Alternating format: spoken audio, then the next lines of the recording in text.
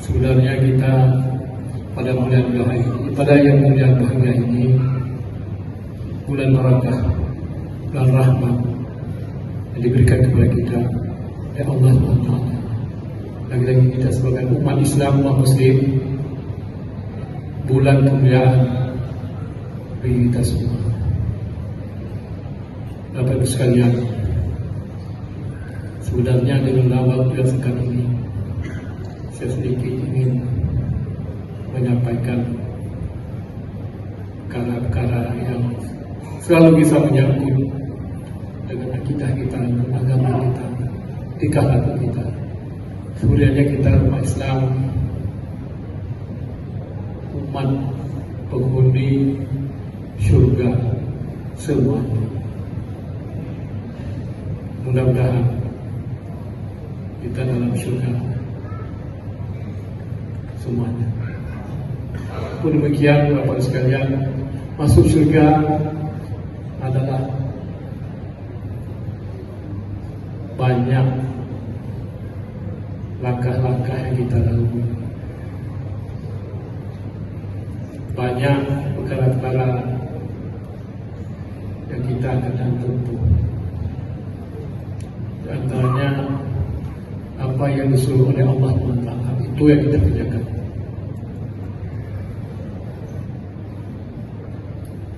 Bapak Ibu sekalian,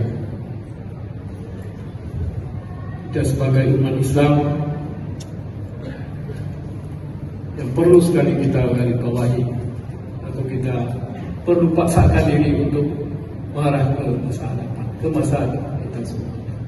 Yang pertama adalah keikhlasan hati kita masing-masing untuk kita menuju ke alam syurga. Dengan keikhlasan, dengan hati yang murni, dengan hati yang bersih, tidak ada hati yang dengki, khianat, munafik. Dengarkan kita, siapa saja masuk ulama-ulama pun, kalau hati tidak bersih, tidak ada mana. Yang dituntun oleh Allah nyokong batin rihanakan. Jadi insyaAllah mudah-mudahan dia umat Islam sambil menuntun kita kepada arah yang benar, yang baik. Jadi mudah-mudahan ini sebagai kaki ulang untuk kita semua untuk masa hadapan. Jadi Bapak Ibu sekalian, saya tidak ingin berpanjang perkara-perkara banyak khatimah kepada sambutan. Mudah-mudahan seperti mana dikatakan oleh Bapak Wakil tadi, bahwasanya kita ke depan akan memaksakan orang yang wajib semayang, tak paksa semayang. Itu tugas pemimpin. Setiap pemimpin ada tugasnya masing-masing, masuk pimpinan keluarga, minimal pimpinan keluarga. Karena contoh-contoh hal itu dibuat Allah. Ibarat seorang pemimpin, baik daerah maupun negara, sejarah membuktikan, Allah telah membuktikan. Sampai Osika Yunija Turki, yang Presiden Turki, sampai Wajino Han diterima di rumah Jamal Abdul Nasir.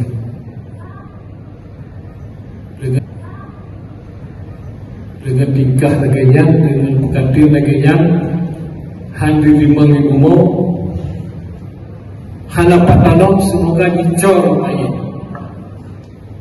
Jadi tugas kamu, urusan kamu paksa urusan ayat. Ini bertepatan pada 17 Ramadan itu. Pemda Aceh, saya arahkan kepada Bapak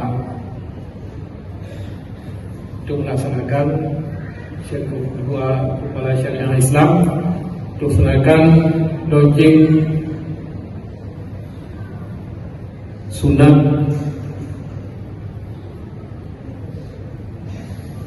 kalau surat edaran setiap azan berkumandang gede untuk mendung jak semayang urut jemaat nyoda palang bak masjid berdak semayang kamu melakukannya kata cik ada puput ada puput jadi hapun kerja bermakut kamu akan belajar karena sesuai dengan visi kamu partai kau banyak luar visi kamu agama baru bla kemudian ya akan kamu buat dan insyaAllah ada pegang aja sama-sama betul.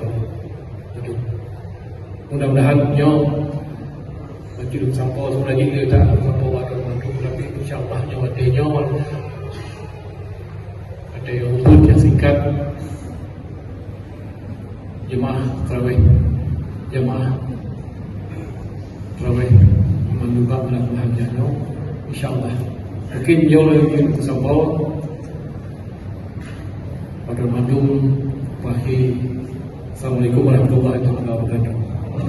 Download Tribun X sekarang, menghadirkan lokal menjadi Indonesia.